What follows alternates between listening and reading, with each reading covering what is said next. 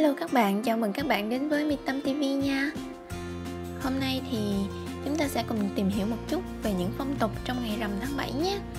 Bởi vì hôm nay nhà mình có làm một bàn chè xôi, trái cây, bông hoa để cúng kiến, cho nên là mình cũng có một cái dịp để làm clip để chia sẻ với các bạn về ngày này của gia đình mình, cũng như là phong tục của các nước châu Á xung quanh chúng ta, như là Nhật Bản, Hàn Quốc, Trung Quốc, vân vân. Và ở mỗi quốc gia thì luôn luôn có những phong tục, tập quán riêng rất độc đáo với những nét văn hóa tâm linh đặc biệt. Và chúng ta sẽ cùng lần lượt đi từng nước nhé. Đầu tiên chúng ta phải nói đến đó là đất nước mặt trời mọc, Nhật Bản. Khác với các nước bạn láng giềng là có lễ Vu Lan báo hiếu hay là ngày xá tội vong nhân nhân dịp ngày rằm tháng 7, thì Nhật Bản cũng có lễ hội Obon báo hiếu nhưng lại diễn ra vào tháng 8 dương lịch hàng năm. Trong dịp này thì hầu hết những người đang ở xa gia đình đều về thăm cha mẹ, ông bà hoặc là đi thăm viếng mộ người thân. Đây còn là lễ hội linh thiêng, huyền bí của toàn nước Nhật, được tổ chức tại cố đô Kyoto thơ mộng.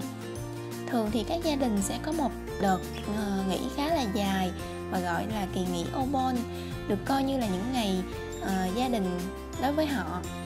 Nhiều hoạt động tín ngưỡng được người Nhật Bản tổ chức để kỷ niệm vào ngày lễ Obon này.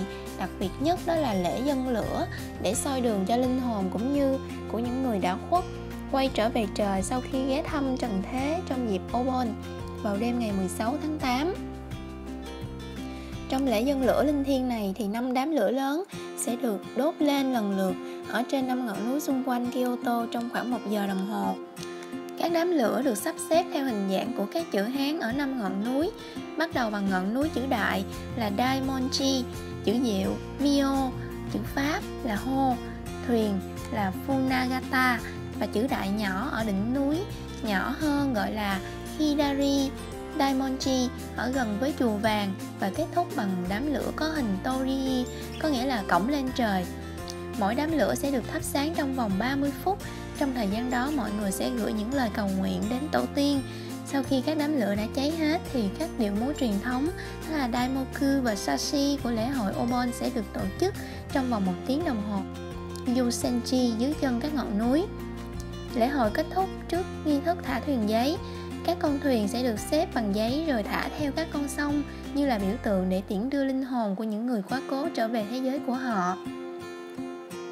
Nếu như ở Việt Nam, rằm tháng 7 có tục cúng lễ khá lớn và đốt vàng mã dâng lên người đã khuất, thì Nhật Bản cũng có những nét tương đồng như vậy. Đồ cúng thờ của họ là những chiếc bánh như là bánh khảo làm từ bột gạo màu xanh, đỏ, vàng, trông rất là hấp dẫn và thường có hình hoa sen, cùng những giỏ hoa, quả gồm nhiều loại được trình bày rất đẹp mắt trên bàn thờ. Đồ cúng được thay đổi mỗi ngày. Ngày 13 đó là bánh đón linh hồn, ngày 14 là bánh bột gạo, 15 là bún làm bằng bột mì và ngày 16 đó là bánh tiễn linh hồn. Như vậy là chúng ta đã tìm hiểu được văn hóa của Nhật Bản vào ngày 15 tháng 7 hàng năm.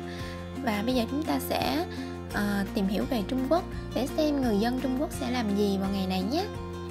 Với người Trung Quốc thì một năm họ sẽ có 3 ngày rằm quan trọng là rằm tháng Giêng, rằm tháng 7 và rằm tháng 10, lần lượt được gọi là lễ Thượng Nguyên, lễ Trung Nguyên và lễ Hạ Nguyên. Vào ngày lễ Trung Nguyên, người ta thường phổ độ cho cô hồn vì rơi đúng vào ngày rằm tháng 7 âm lịch, nên dân gian thường gọi đó là ngày Tết Trung Nguyên. Thông thường thì các Phật tử ở Trung Hoa tổ chức Tết Trung Nguyên từ ngày đầu tháng 7 cho đến hết ngày 30. Ngày cúng có thể được lựa chọn sao cho hợp lý. Có nơi người dân cho rằng ban đêm sau khi đã đón linh hồn tổ tiên về nhà thì ban ngày phải dâng lễ cúng 3 bữa từ mùng 1 đến hết tháng. Mỗi lần dâng lễ đều phải đốt tiền, vàng, quần áo. Trên mâm cúng của người Hoa ngày nay nhất định không thể thiếu món dưa, cùng hoạt động đặc sắc nhất đó là thả đèn lồng hoa sen giúp dẫn đường cho những cô hồn ngạ quỷ. Trong ngày Tết Trung Nguyên rằm tháng 7 thì chư tăng thường tổ chức các buổi lễ cầu nguyện cho người quá cố. Những khóa lễ đặc biệt được tổ chức ở các chùa suốt cả ngày lẫn đêm để cầu nguyện cho các vong linh đã quá vãng, cho những vong hồn đang bị đói khát giày vò nơi cảnh giới địa ngục, ngạ quỷ được ấm no an lành. Ở Bắc Kinh, khi đến mùa Vu Lan thì người ta đi thăm viếng phần mộ của những người thân đã quá cố và sửa sang, quét dọn lăng mộ. Họ cúng những thực phẩm và đốt giấy tiền vàng mã cho những người đã khuất với niềm tin rằng linh hồn người mất sẽ nhận được.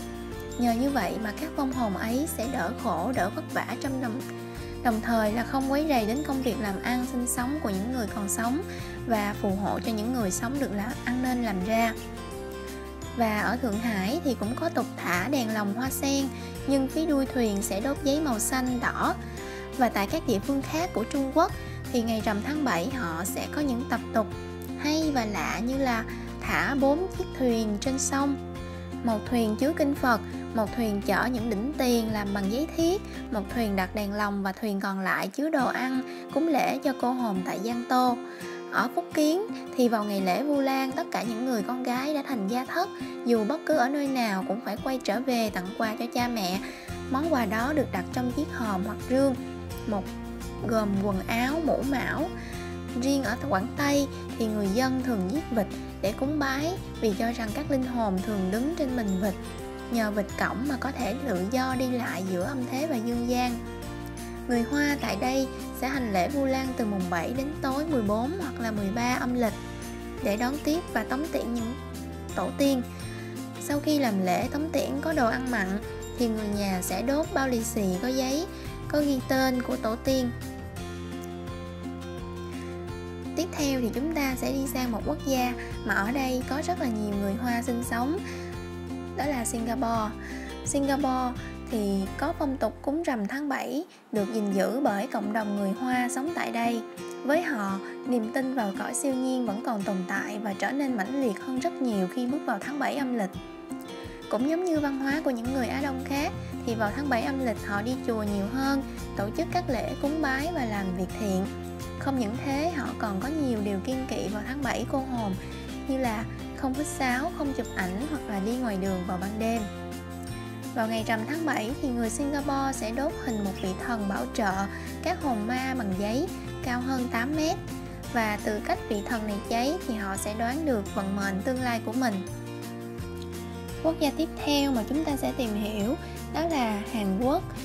Và theo người Hàn Quốc thì ngày rằm tháng 7 âm lịch được gọi là Bách Trung hay là Bách Chủng, tức là 100 chủng loại hạt ngũ cốc, vì đây là thời điểm có nhiều loại rau củ quả có thể thu hoạch trong năm. Ngoài ra thì người Hàn Quốc cũng còn gọi ngày này đó là lễ Trung Nguyên hoặc là lễ Vu Lan như là người Trung Hoa hay là người Việt Nam chúng ta. Trước kia khi người Hàn Quốc chưa ấn định ngày mùng 8 tháng 5 là ngày cha mẹ thì khi rằm tháng 7 đến, đây là ngày để báo hiếu với bậc sinh thành. Kể từ khi Phật giáo tuyên truyền vào Hàn Quốc thì mùa Vu Lan trở thành truyền thống báo hiếu.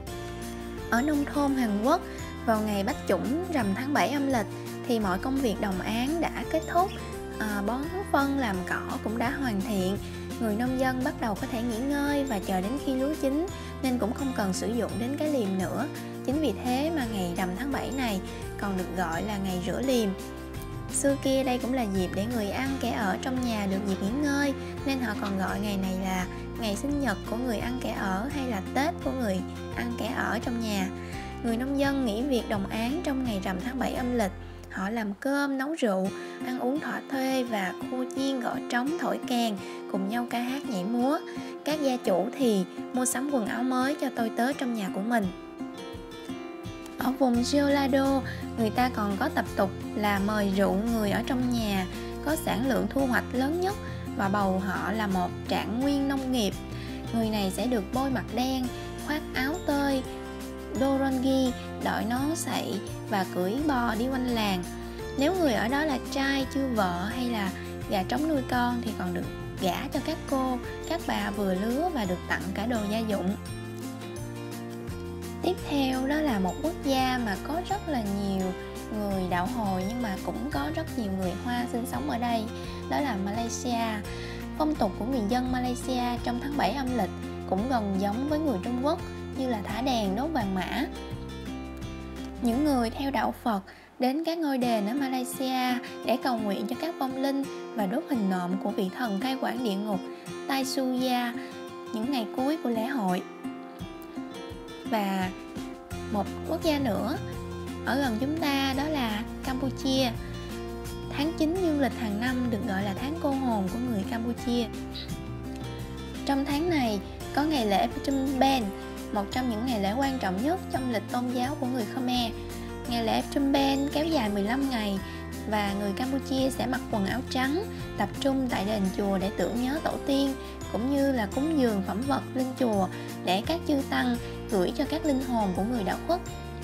Người Campuchia tin rằng trong khoảng thời gian diễn ra lễ hội thì các linh hồn sẽ tìm đến người thân còn sống của mình để chuộc lại những lỗi lầm từ kiếp trước của họ.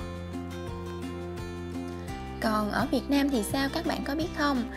Việt Nam thì ngày rằm tháng 7 cũng rất là quan trọng và cũng là một ngày lễ lớn đối với người Việt Nam. Ngày lễ này cũng trùng với lễ Vu Lan báo hiếu cha mẹ, và rằm tháng 7 còn gọi là lễ xá tội công nhân. Vào ngày này thì người còn sống không chỉ tưởng nhớ, tỏ lòng hiếu thảo với cha mẹ, tổ tiên đã khuất, mà còn là dịp giúp đỡ các linh hồn đói khát không có gia đình, không có người thân thờ cúng. Chính vì vậy nhiều gia đình sẽ làm 2 mâm cúng, một mâm để cúng gia tiên và mâm còn lại sẽ để cúng cô hồn. Và trong ngày lễ Vu Lan, người ta sẽ thường đến chùa cầu kinh cho linh hồn mẹ được siêu thoát. Những người còn mẹ sẽ cài bông hồng đỏ lên trước ngực để tỏ lòng hiếu thảo biết ơn, và ngược lại, những người có mẹ đã khuất thì sẽ đeo bông hồng màu trắng. Nãy giờ thì tìm hiểu các nước châu Á xong rồi, Việt Nam xong rồi. Vậy thì chúng ta sẽ quay trở lại nhà mình nha. Như các bạn đã thấy thì nhà mình hôm nay đã nấu chè xôi nước và xôi đậu xanh lá dứa để cúng. Chỉ có 2 món ngọt này thôi, cùng với trái cây và bông hoa thôi. Mẹ mình thì chuẩn bị chè từ tối hôm qua để kịp cúng vào trưa ngày rằm. Còn xôi thì sáng nay mới nấu nên các bạn thấy nè, màu xanh rất là ngon. Và hiện tại thì mình đang ăn xôi để vào trong chè. Có vị rất là lạ và lần đầu tiên mình ăn kiểu này luôn, nhưng mà ăn không có ngán. Chè thì có vị ngọt vừa phải, và nhân đậu xanh thì rất là béo, mùi của đậu xanh cùng với nước cốt dừa béo ơi là béo luôn, và đậu phộng bùi bùi ăn rất là ngon, kết hợp với xôi lá dứa rất thơm nữa. Thì các bạn nghĩ là có hấp dẫn hay không nè? Còn một điều nữa mình muốn chia sẻ với các bạn, đó là vào lễ Vu Lan năm nay, khi mà mẹ và mình cùng đi mua hoa thì mỗi tiệm hoa đều tặng cho khách hàng một bông hoa hồng màu đỏ. Mặc dù là bông hoa nhỏ nhỏ thôi nhưng mà chúng ta cũng thấy vui, đúng không?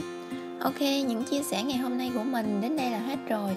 Hy vọng những thông tin này sẽ giúp cho mọi người hiểu hơn về ngày lễ Vu Lan, ngày rằm tháng 7 của chúng ta.